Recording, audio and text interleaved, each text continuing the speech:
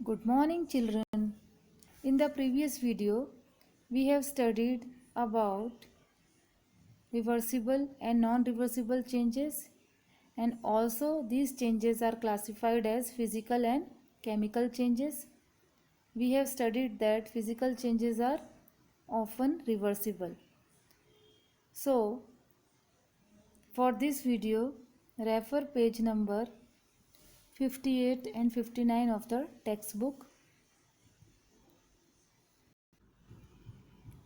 So, what are reversible changes? Changes that can be reversed. You can obtain the change substance in its original form and no new substances formed. तो ये reversible changes के बारे में हमने आगे वाले video में भी आपने पढ़ा था, लेकिन इसको एक बार रिवाइज कर लेते हैं ताकि आपको ये properly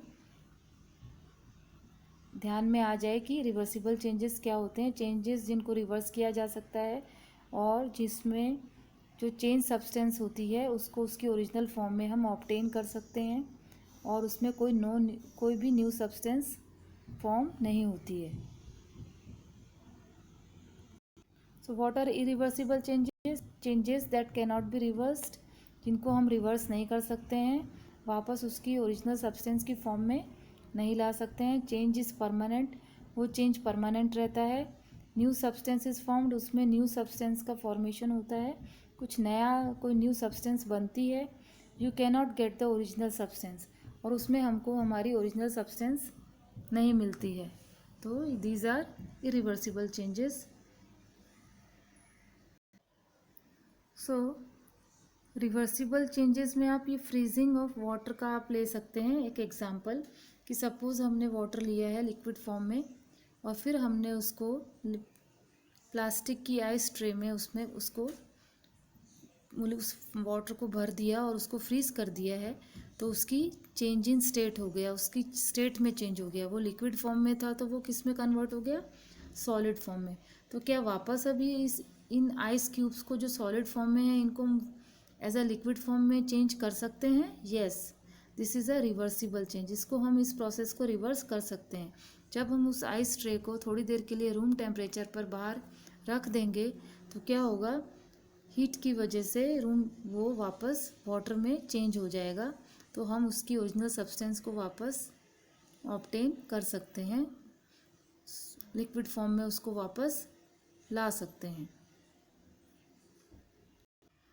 so another example of irreversible changes, change in size.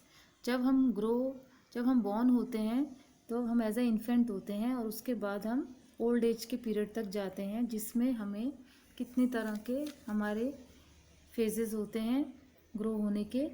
Childhood, फिर देन यंग एज, फिर ओल्ड एज, और उसमें हमारे हेयर भी ग्रो होते हैं, हमारे नेल्स भी ग्रो होते हैं, और इस तरह से इसमें हमारा साइज़ में चेंज होता रहता है, हमारे वेट में चेंज होता रहता है, हमारी हाइट में चेंज होता रहता है। तो क्या वापस हम अपने इन्फेंट स्टेज में जा सकते हैं? जैसे हम बॉर्न हुए थे वैसे उस स्टेज में हम जा सकते हैं? तो नो, ऐसा हम नहीं कर सकते हैं। तो ये एक फिजिकल बट इरिवर्सिबल चेंज है।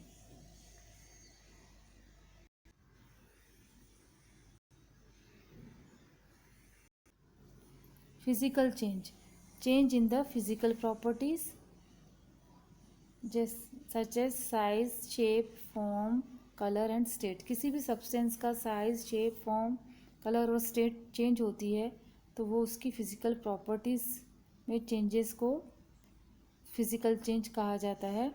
नो केमिकल रिएक्शन, कोई उसमें केमिकल रिएक्शन नहीं होता है। No new substance is formed, इसमें कोई न्यू सब्सटेंस भी फॉर्म नहीं होती है। Often this changes are reversible, और इन चेंजेस को रिवर्स कर सकते हैं।